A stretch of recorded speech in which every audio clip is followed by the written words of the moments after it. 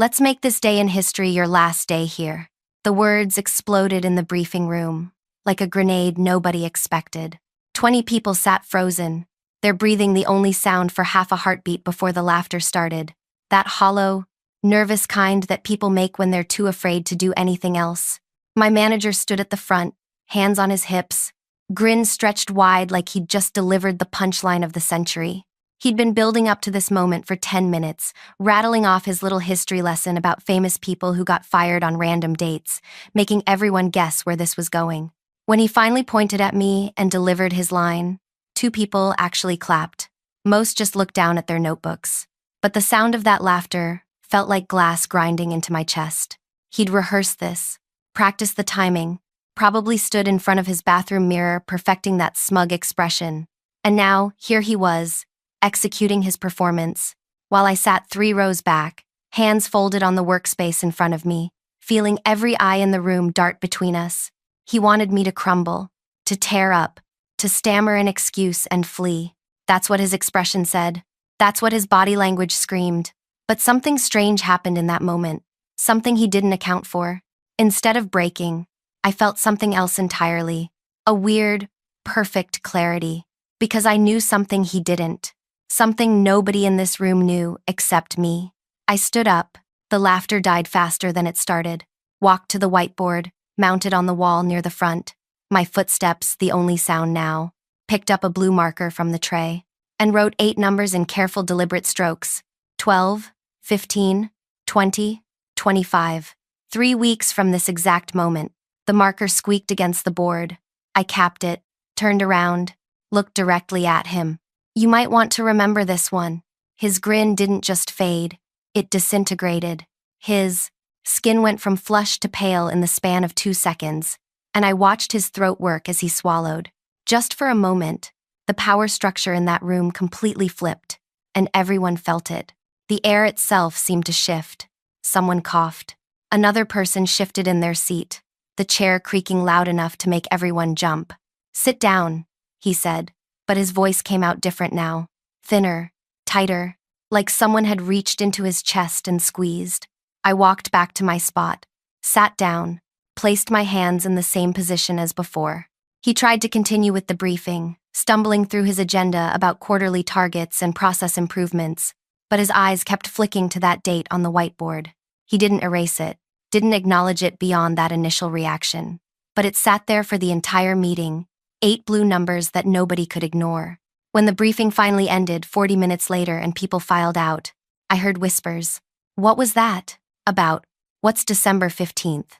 Did you see his face?" I didn't answer anyone, just gathered my things and left. But as I walked past the whiteboard, I saw him standing there, staring at those numbers like they might rearrange themselves into something less threatening. They wouldn't, and he knew it. Before we go any further, I need to say something. If you're listening to this and it's pulling you in, if you're already wondering what December 15th means and how this whole thing is going to unfold, do me a favor, hit that like button, drop a comment telling me if you've ever worked for someone who made you feel small, and subscribe, because what comes next isn't just about what happened in that briefing room. It's about everything that led there and everything that came after. Thank you for being here. Thank you for listening. Now, let me take you back to where this really started. My name is Sutton, 31 years old, 5'6", brown hair I wear in a ponytail most days, because I don't have time for anything fancier. I drink black coffee, not because I like it, but because adding cream and sugar feels like wasted motion. I've worked in operations management for 9 years, moving between companies every 2 or 3 years, always chasing the next challenge, the next broken system that needs fixing. I'm good at what I do, not in the way people brag about being good. I mean, I can walk into a failing operation, spend a few weeks watching how everything moves, and identify exactly where the breakage points are. I see patterns other people miss. I notice when someone says a deadline is flexible, but their body language says they're panicking. I catch the small lies people tell themselves about why something isn't working, and then I fix it, not with grand announcements or dramatic restructuring plans. Just quiet, persistent changes that accumulate until suddenly everything works better and nobody can quite remember when it shifted. The company hired me, 6 months before that briefing. I won't tell you the company name because that's not what this is about. What matters is they brought me in specifically to rebuild the operational framework for our division. Not assist with rebuilding. Not support someone else's vision. Rebuild it myself, from foundation to finish. The system had been broken for 2 years. Projects routinely exploded past their deadlines. Clients filed complaints weekly. Money hemorrhaged from every initiative like the budget had been slashed open with a blade. Upper management had tried everything. New software, additional training, motivational consultants who made everyone sit through trust falls and personality assessments. Nothing worked, so they went looking for someone who could diagnose the actual problem and actually solve it. They found me working at a manufacturing firm 3 states away, brought me in for 6 rounds of interviews with different executives, and finally made an offer I couldn't refuse. Director-level pay for an operations lead position, with the promise of promotion if I delivered results. I accepted immediately, gave 2 weeks' notice at my old job, packed up my apartment, drove 18 hours to start fresh in a city where I didn't know anyone. My first day was a Tuesday in June.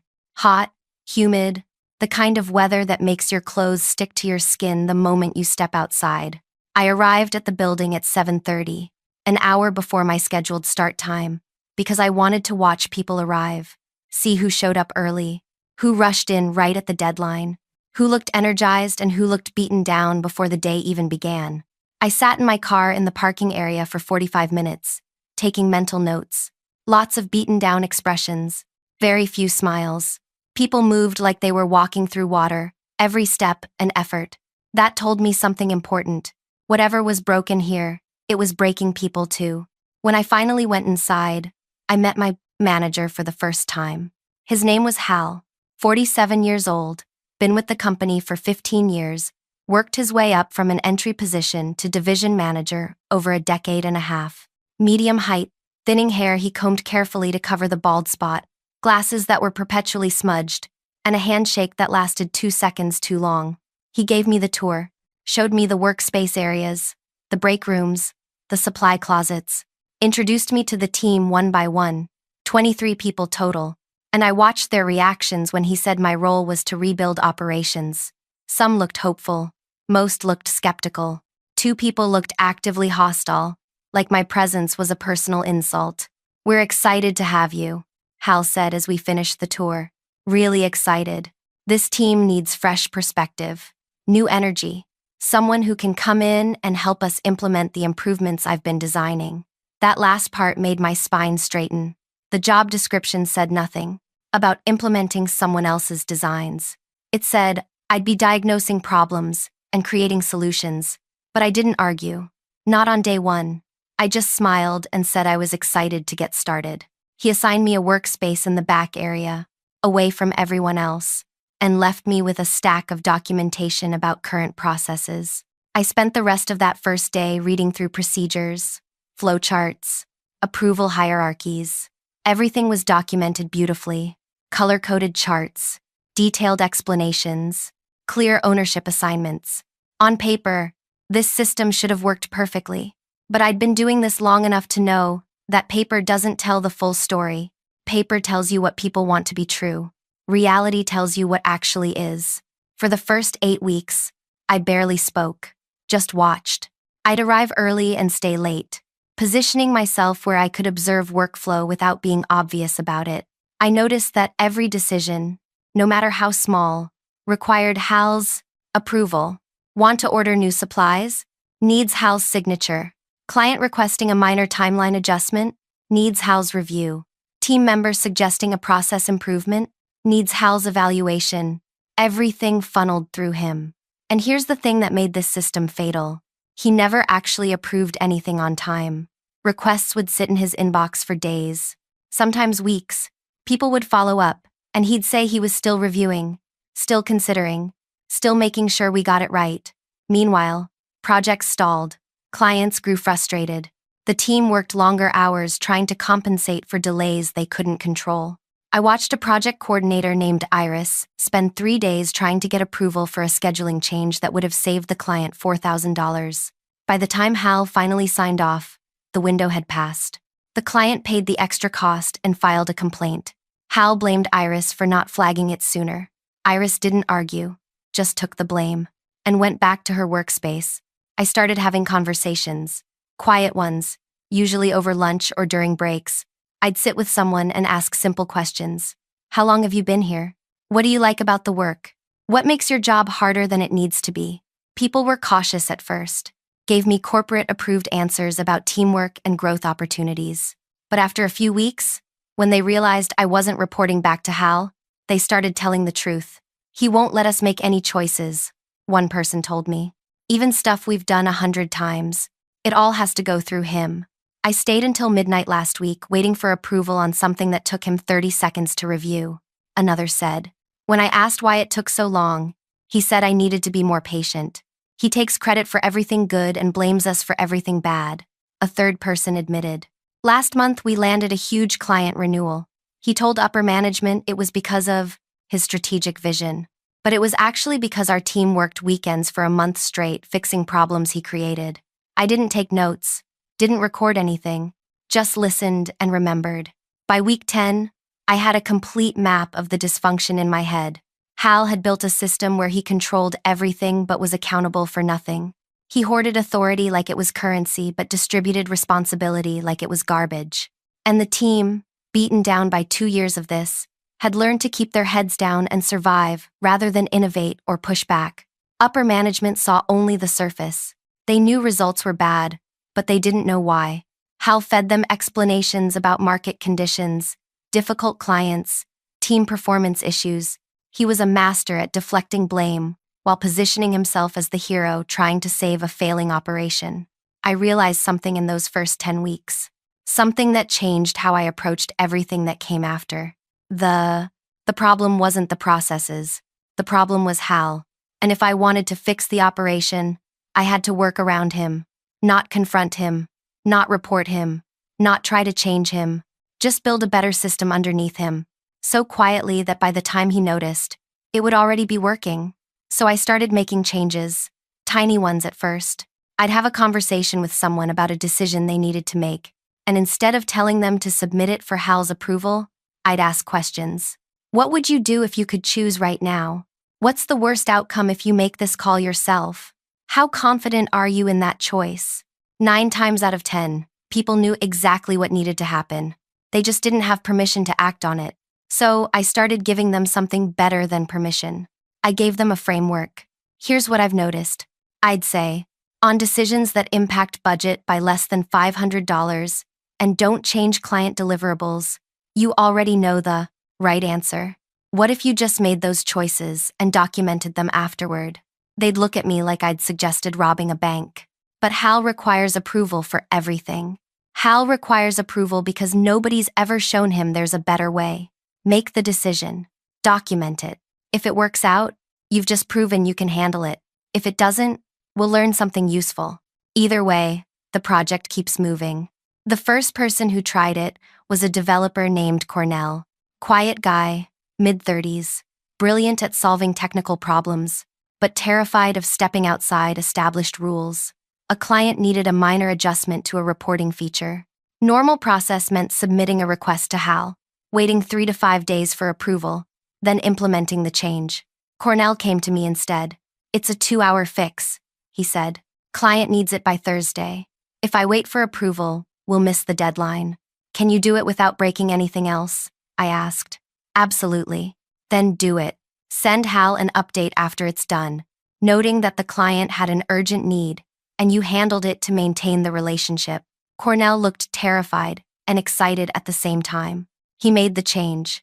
Client was thrilled, sent a personal thank you message that got forwarded to upper management. When Hal saw the update, he called Cornell in. I don't know exactly what was said, but Cornell came out looking relieved. He said, "Good initiative," Cornell told me later. But next time, check with him first. Did he seem actually upset? No, just said it automatically, like he had to say it. That was the crack in the dam. Over the next month, I had similar conversations with 12 different people. Not all at once, never in a group, always one-on-one, casual, framed as exploring possibilities rather than breaking rules. What if you handled routine client communications directly instead of routing them through Hal? What if your team set its own sprint priorities based on client needs? What if we created a shared system for tracking decisions so everyone has visibility without waiting for approval? Each conversation planted a seed. Some grew immediately, others took weeks. But slowly, quietly, the team started operating differently. They made decisions, took ownership, stopped waiting for permission that rarely came, and the results were immediate. Projects that had been stalled for months suddenly moved forward. Clients who'd been furious started sending compliments. Deadlines got met. Budgets stopped bleeding. Upper management noticed. I started getting invited to meetings I wasn't technically senior enough to attend. Division heads would ask my opinion on operational questions. The executive team requested a brief update on what was changing and why.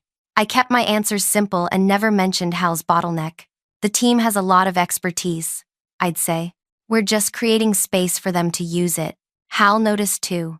That's when everything shifted. At first, he seemed pleased, proud even. The changes I've been implementing are really starting to pay off, he announced in a briefing. I was sitting in the back, listening to him describe improvements I'd designed, and the team had executed as if he'd orchestrated the entire thing. Nobody corrected him. I didn't either. Not yet. But then the comments started. Little digs. Subtle undermining.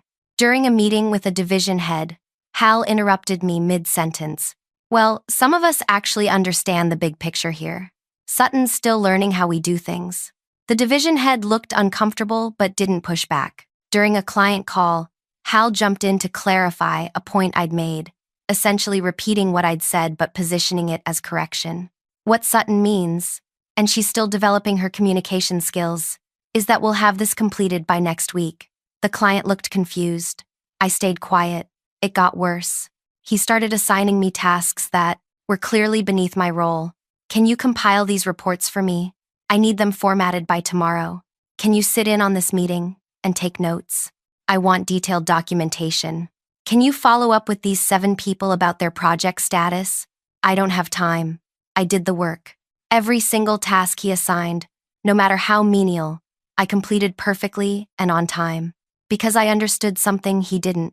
Every time he tried to diminish me, he was actually giving me access. Access to information.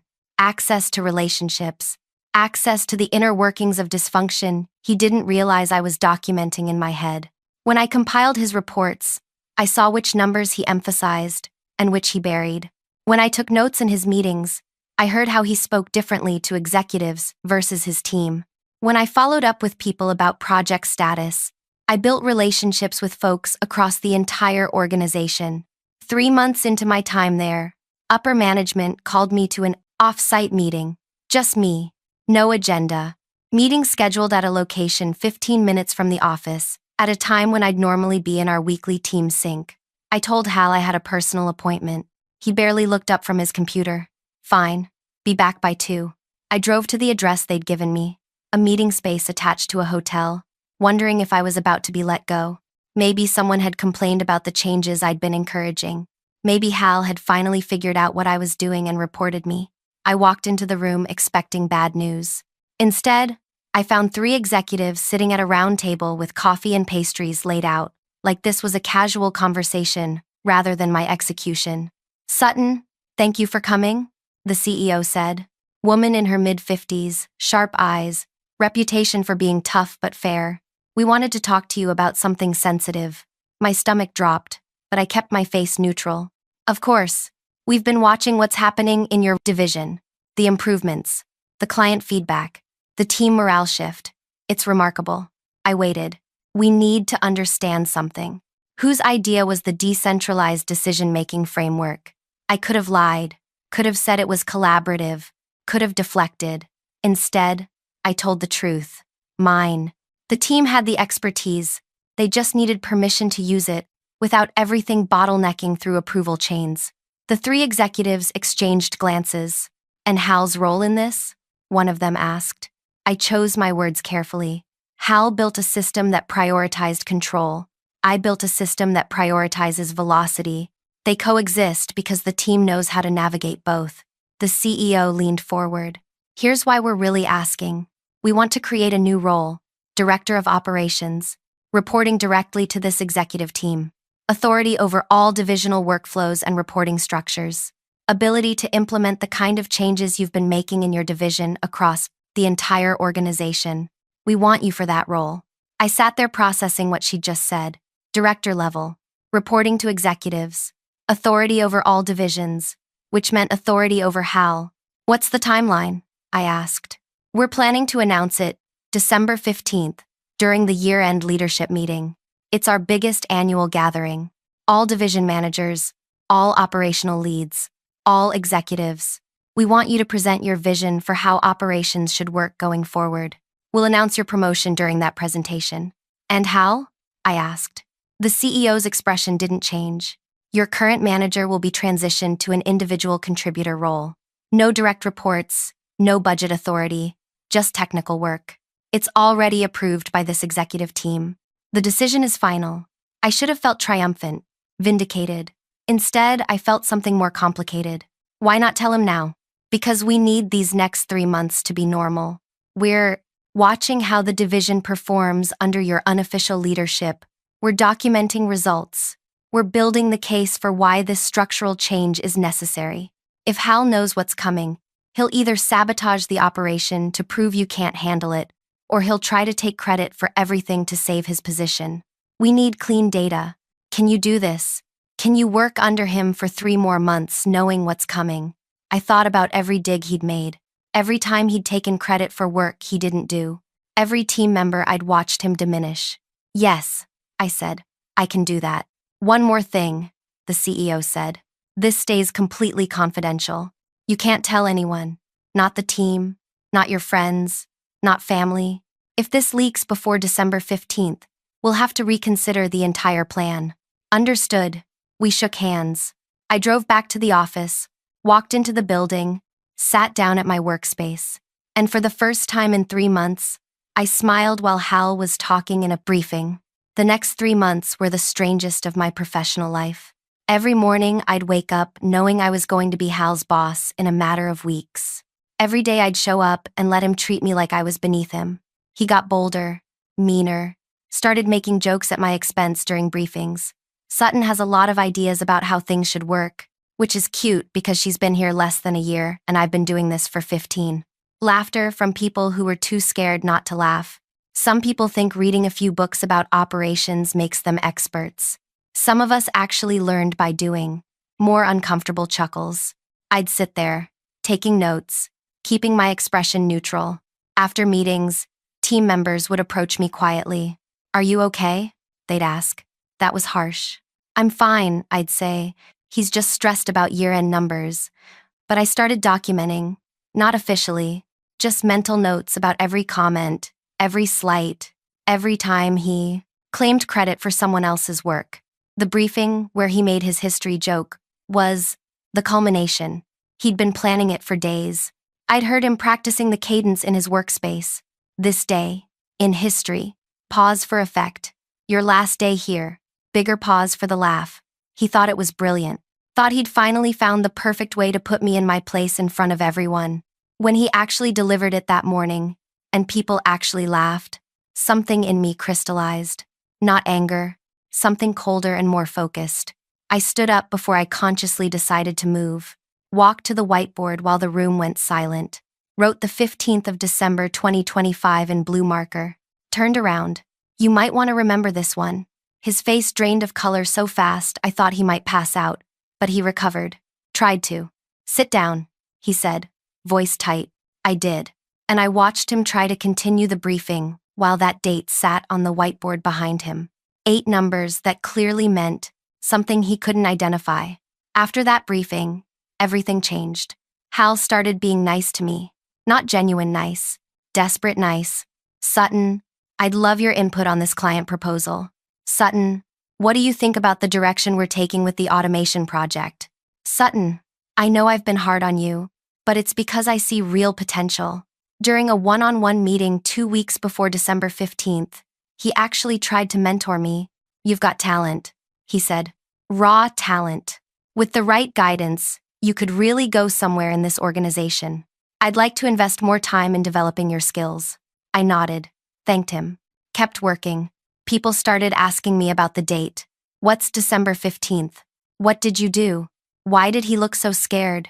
I didn't answer, just smiled and changed the subject. The mystery made it worse for Hal. He checked the calendar obsessively, asked people if they knew about any scheduled announcements, looked increasingly stressed. 1 week before the date, he called me into his workspace. Door closed, just the two of us. Whatever you're planning, he said. Whatever you think you know, let's talk about it now. We can work this out. I looked at him with genuine curiosity. I'm not planning anything. Then what's December 15th? The year-end leadership meeting, I said. It's been on the calendar for 6 months. All division managers are required to attend. All operational leads are invited. The executive team is presenting the vision for next year. I watched understanding flicker across his face. He'd forgotten, completely forgotten, about the biggest meeting of the year. Right, he said. Of course. I'll be there. I figured you would be, I said. It should be really interesting. December 15th arrived on a Wednesday. Clear sky, unusually warm for winter, the kind of day where everything feels sharper somehow. I woke up at 5 in the morning without an alarm, adrenaline already flooding my system. Spent an hour going over my presentation one final time. 15 slides, clean visuals, data that told an undeniable story. I'd practiced the delivery 40 times over the past week, timing it perfectly to 14 minutes and 30 seconds. Confident but not arrogant. Visionary but grounded in specifics. I wanted every word to land exactly right. Got dressed carefully. Navy suit, white blouse, low heels that wouldn't click too loudly when I walked to the front of the room. Simple jewelry, hair pulled back neat. I looked at myself in the mirror and barely recognized the person staring back. 6 months ago, I'd been someone else. Someone who worked hard and stayed quiet and hoped good work would speak for itself. Now I was someone who understood that good work needs a voice. And today, I was finally going to use mine. The leadership meeting was scheduled for 10 o'clock in the main hall. I arrived at 8, wanted to feel the space while it was still empty.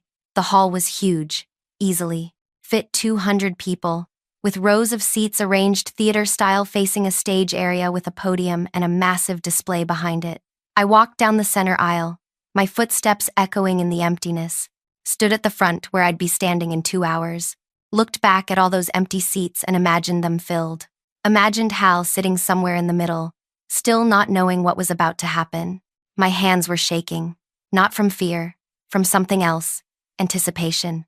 The knowledge that I'd worked for this moment longer than he'd ever understand. People started arriving around 9:15. Division managers, operational leads, executives, senior staff from every department. I positioned myself near the back, watching everyone file in. Saw familiar people from my division. Cornell gave me a small wave. Iris smiled. Others nodded as they passed. Then I saw Hal enter, wearing a suit that looked like he'd bought it specifically for this meeting. He scanned the room, spotted me in the back, and his expression flickered through several emotions too quickly to name. He found a seat in the 3rd row, prime location, close enough to be visible to executives, but not so close that he looked desperate. He thought he was untouchable. After 15 years with the company, after surviving restructurings and leadership changes and economic downturns, he believed nothing could shake his position. I could see it in the way he sat, comfortable, confident, safe. The room filled quickly. By 9:50, every seat was occupied and people stood along the walls. This was the biggest turnout in years, someone whispered behind me. Everyone wanted to hear the executive team's vision for the coming year. At exactly 10 o'clock, the CEO walked onto the stage. The room went quiet instantly. She didn't need to ask for attention. Just her presence commanded it. "Good morning," she said, her voice carrying easily to the back without a microphone. "Thank you all for being here. This has been a remarkable year for our organization. We've faced significant challenges, market volatility, client demands that pushed us to our limits, internal processes that needed serious examination. But we've also seen extraordinary growth, not just in revenue, though that's up 18%, not just in client retention, though that's at a 5-year high. We've seen growth in how we work, how we think, how we solve problems." She paused, letting her words settle. This year, we've seen remarkable improvement in operational efficiency, particularly in one division: projects completing on time, client satisfaction up 40%, budget adherence. That's been the best in company history. And when we dug into why this was happening, we discovered something important. Someone had completely rebuilt how that division works. Not through top-down mandates, not through expensive consultants, through quiet, persistent innovation that put decision-making power in the hands of people. Closest to the work, I felt every muscle in my body tense. This was it, the moment I'd been waiting for and dreading in equal measure. Hal shifted in his seat, straightening his spine, getting ready for recognition. I watched him from the back, saw him prepare his humble expression, the one he'd use when the CEO praised his leadership. "We're creating a new position," the CEO continued. "Director of Operations, reporting directly to the executive team. This person will have authority over all divisional workflows and reporting structures. They'll have the autonomy to implement the kind of changes that have worked so well in one division across our entire organization. This is a critical role. We need someone who's proven they can diagnose problems, build trust, and create systems that actually work." The room was absolutely silent, everyone leaning forward slightly, everyone wondering who was about to be named. "I'd like to introduce you to our first Director of Operations," the CEO said. And then she said my name. Sutton. For a fraction of a second, nobody moved. Then heads started turning, scanning the room, looking for me. I walked forward from the back, my heels clicking on the hard floor, and the sound seemed impossibly loud. As I moved down the aisle toward the stage, I passed Hal's row. Didn't look at him. Didn't need to. I could feel his shock radiating outward like heat. The room erupted in applause as I reached the stage. Not polite applause, genuine, enthusiastic applause. I glanced out at the audience and saw people from my division standing. Cornell was clapping so hard his hands must have hurt. Iris had tears in her eyes. Even people I barely knew from other divisions were on their feet. The sound was overwhelming, validating, and underneath it all, I heard what it really meant. This wasn't just applause for my promotion. This was applause for every person who'd ever worked for someone like Hal and survived it. I took my place at the podium, waited for the applause to fade, and began my presentation. "Thank you," I said, and my voice came out steady and clear. Over the past 6 months, I've had the opportunity to see this organization from a unique perspective. I've watched incredibly talented people struggle within systems that weren't designed to help them succeed. I've seen brilliant ideas die because they couldn't navigate approval processes. I've watched deadlines get missed not because people didn't work hard enough, but because the structure made velocity impossible. I clicked to my first slide, a simple chart showing project completion rates in my division over the past year.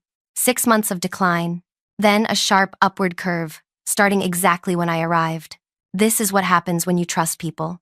When you build frameworks that enable decision-making rather than bottlenecking it. When you create accountability without micromanagement. I walked through my vision for 15 minutes. Specific, actionable, changes, metrics for measuring success, timeline for implementation. The executive team nodded. People took notes. I could feel the room's energy shift from polite attention to genuine engagement. They weren't just listening, they were buying in. When I finished and the applause came again, I knew I'd nailed it. I'd proven I deserved this role. Not because someone gave it to me as a favor, because I'd earned it through results nobody could deny. I stepped away from the podium and the CEO returned to the stage. "Thank you, Sutton. That's the kind of thinking we need, leading operations going forward." She paused, her expression shifting slightly. "Now, as Sutton mentioned, creating this new structure requires some organizational changes. We're restructuring several reporting lines to support this new direction. Effective today, several roles will shift from management to individual contributor positions. This isn't a reflection of performance. It's about putting people in roles where they can focus on what they do best." She pulled up a slide listing 4 names, 4 division managers being transitioned to individual contributor roles. Hal's name was third on the list. I watched from the side of the stage as he processed it, saw the exact moment understanding hit. His face went through a sequence of expressions: confusion, disbelief, recognition, horror. He didn't storm out, didn't yell, didn't make a scene, just sat there while people around him shifted uncomfortably, while whispers spread through the rows, while team members he'd spent years diminishing tried not to let their satisfaction show. The CEO continued talking about the rationale behind the restructuring, about how it would improve organizational efficiency, about transition plans and support structures, but I barely heard her.